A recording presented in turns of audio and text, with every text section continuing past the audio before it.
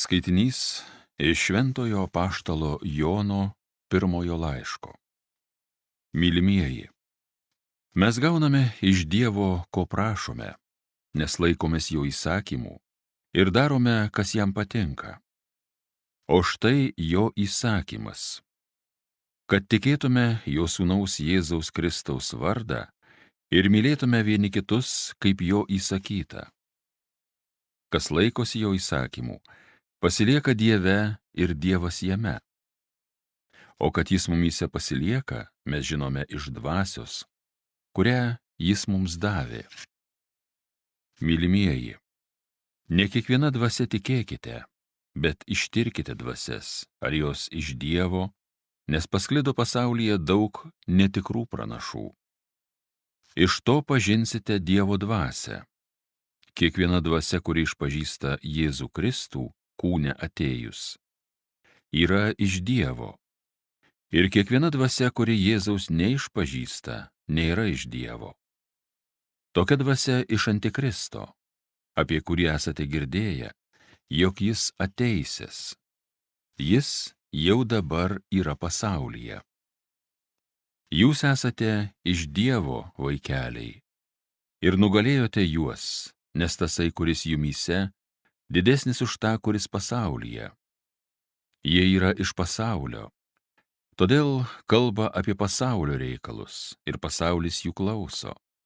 Mes esame iš Dievo. Kas pažįsta Dievą, tas mūsų klauso, o kas ne iš Dievo, mūsų neklauso. Iš to mes pažįstame tiesos dvasią ir klaidos dvasią. Tai Dievo žodis.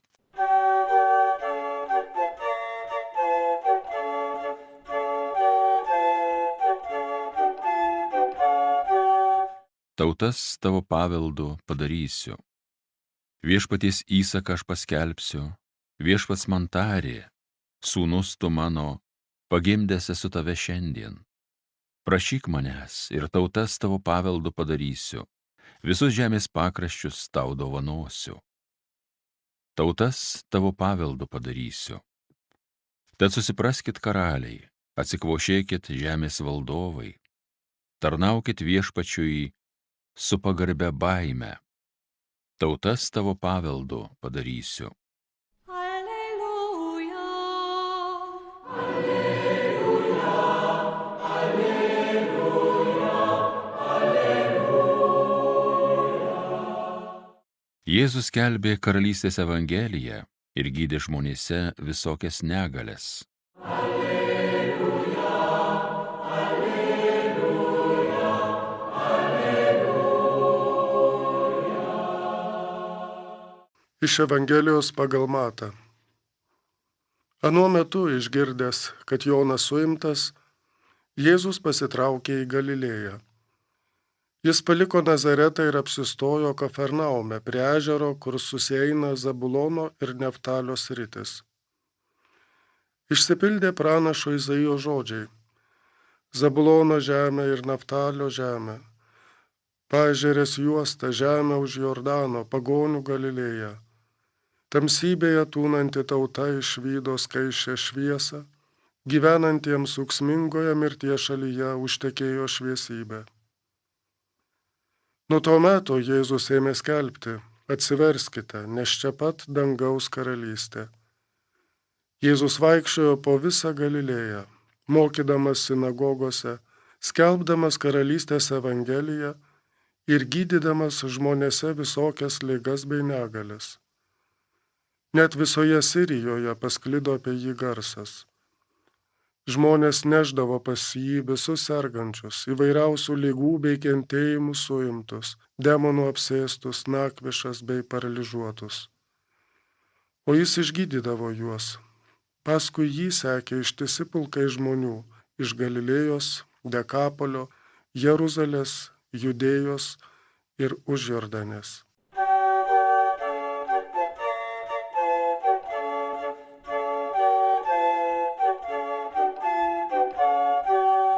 Pirmame Jono laiške evangelistas skelbia, kad kai laikomės jo įsakymų, Jėzaus įsakymų, mūsų sąžinės ramios. jos nepriekaištauja ir tai, jog nejaučiame vidinės įtampos ir yra ženklas, kad Dievas yra su mumis. Kas tai per įsakymai? Pirmasis - tikėti Jėzumi Kristumi, tikėti Jo vardu. Ir antrasis - mylėti vieni kitus. Tikėjimas ir meilė yra Dievo vaikų esminė savybė. Tikėjimas mus vienyje su Dievu, per tikėjimą mes tampame Dievo vaikais. Ir tikėjimas įgalina mus mylėti vieni kitus, būtent kaip brolius ir seseris, kaip vienos šeimos narius. Tikėti Jėzumi Kristumi reiškia pripažinti, kad Dievas myli visą žmoniją, kad Jėzaus asmenyje apreiškiama ne tik kaip Dievas myli kiekvieną žmogų, bet taip pat ir kaip kiekvienas žmogus, sekdamas Jėzumi, gali mylėti Dievą.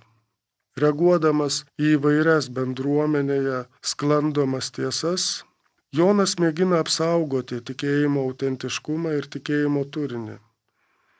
Jau Jėzus yra įspėjęs mokinius, jog bus netikrų pranašų ir netikrų mesijų, skelbiančių čia pat būsiantį Kristaus sugrįžimą ir jo pasirodymo ženklus. Tokių apokaliptinių nuotaikų ne tik tuomet netrūko, bet ir šiais laikais, bet kuriuo atveju iš tiesų galime tik spėlioti, kasgi tie klaidatikiai, kas tie eretikai ar tie netikri pranašai. Bet galbūt daug svarbiau nepasiduoti pagundai, remiantis Jono laišku, tiesiog skirstyti pasaulį nuolat į dvi grupės - į žinančius ir nežinančius, į tiesos turėtojus ir melo skleidėjus, atskalūnus ir panašiai. Save suvokti kaip išrinktus, o kitus kaip pasmerktus jau reiškia Dievo dvasios stoką.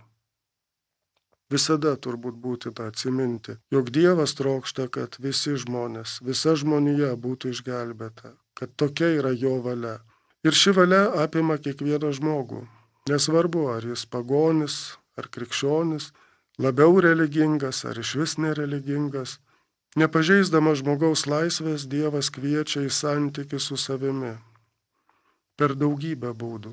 Ir kiekvienas atsiliepia, galbūt ne iš karto, galbūt ir neatsiliepia, sąmoningai ar nesąmoningai, bet viltis, jog Dievas ras būdų, kaip pasiekti kiekvieną žmogų, yra evangelinė viltis. Krikščionis skelbia tiesą, jog Dievas apsireiškia ypatingų būdų visam pasauliui per Jėzų Kristų, atskleisdamas ir savo valią, kad per jį, Jėzų Kristų, visi turės gyvenimą. Pažįstantis ir sekantis Kristumi yra to liudytojai. Neždami gerąją naujieną, neždami Evangeliją apie Dievo išgelbėjimą, apie jo valią visiems ir ypač savo aplinkoje, jei tas žodis nepriimamas palankiai, tai dar visai nereiškia, jog tie žmonės yra tamsai priklausantis, melagiai. Krikščionis turi skelbti Evangeliją, būti misionieriai, o nesvaidytis nuosprendžiais. Krikščionis turi tiesą, taip, Dievo žodį, kurį ir turi skelbti. Tačiau kaip galės jis būti misionieriumi, jeigu pats save atskiria nuo tų, kurie tos tiesos dar nepažįsta arba ją atmeta? Net išnaudojus visas žmogiškas pastangas, pirmiausia per kitokio, per džiugaus, prasmingo gyvenimo liudijimą, net ir tada turėtume pasitikėti Dievu, jog jis ras būdą, kaip patraukti prie savęs. Jei prieš kitus užtrenkiame duris ir dar su nuosprendžiu, būkime tikri, tampame antikristais, tampame priešingais Kristaus dvasiai. Evangelijoje pagal Joną pristatoma Jėzaus viešosios veiklos pradžia. Nemažą dėmesio girdėjome skiriama geografinėms nuorodoms, kuriomis išreiškiamas Jėzaus troškimas skelbti gerą naujieną ne vien teisiesiems, žydų kilmės žmonėms, nuolankiesiems sekėjams, bet ir tiems, kurie nors kraujo ryšiais ir susieti su išrinktąja tauta, tačiau nepraktikavo savo religijos dėl pagonių įtakos. Ir netgi dar daugiau Jėzus leidžiasi taip pat ir į pagoniškus kraštus, nes trokšta pasiekti visus žmones ir bet kokiose gyvenimo aplinkybėse. Tai turėtų tapti nuolatinė ir bažnyčios bei visų tikinčiųjų nuostata. neapsiriboti saugiomis, pamaldžiomis, praktikuojančiomis tikėjimą grupelėmis, bet išdrįsti leistis ir į supasaulėjusią aplinką. Kitaip tariant, peržengti šventorių ribas. Ir leistis ne su grasinimais, bet su tais pačiais žodžiais, kuriuos tarė ir Jėzus, sakydamas, atsiverskite, nes čia pat dangaus karalystė. Dangaus karalystė, kuri suvokiama kaip santykis su Dievu. Jėzus Kristus yra tas santykis, jis yra toji karalystė. Atsiversti reiškia pradėti juo tikėti, per jį atsiliepti į santykį, kurį jis pats savo asmeniu ir dovanoja. Gal mes per daug skelbėme laikų pabaigą su visu jos scenarijumi ir per mažai kalbame apie gyvenimą čia ir dabar su Jėzumi. Gyvenimą, kuris keičia mūsų santykius vieni su kitais, kuris dovanoja mums ramybę ir džiaugsmą, dovanoja viltingą žvilgsnį į save ir kitus. Pasitikint Dievo veikimu pirmiausia mūsų pačių gyvenimuose, o kartu ir visos žmonijos skelbėme tikėjimą. Dažnai jį pristatome juk netaip jau ir patraukliai. Žmonės įsivaizduoja, jog tai iš jų pareikalaus kažko labai sunkaus, užkraus įvairiomis praktikomis, atims tarsi laimingą gyvenimą. Bet juk tikėjimas Jėzumi Kristumi iš žmogaus nieko neatima, vien tik prideda. Prideda tai, be ko žmogus niekuomet nejaus pilnatvės. Šis santykis realus ir jo mokomasi kartu, būrentis Jėzaus Kristaus vardu. Kaskart tampant labiau žmogumi, kaskart, kai priimame save ir vieni kitus kaip Dievo vaikus, nešiojančių savyje Dievo dvasią, meilės, taikos, vienybės ir santarvės dvasią. Jei jos trūksta šiandien pasaulyje, tai tik todėl, kad stokojama santykio su Dievu, kuris ir yra visokio gėrio šaltinis. Taigi esame kviečiami jį atrasti, juo dalintis ir juo džiaugtis. Gražu, jog Jėzus priima visus, su visokiais motyvais prie jo besiartinančius, pats eina pas juos. Ir tie motyvai nebūtinai tokie jau kilnus. Kažkas spaudžia lygos, kažkas varginamas kentėjimu, kiti genami smalsumo, dar kiti įtarinėjimu, kažkam reikės tik duonos. Bet Jėzus priima visus, kiekvienam prisiartino dangaus karalystė. Ir tie motyvai keisis po kiekvieno Jėzaus žvilgsnio, Jėzaus žodžio ar prisilietimo.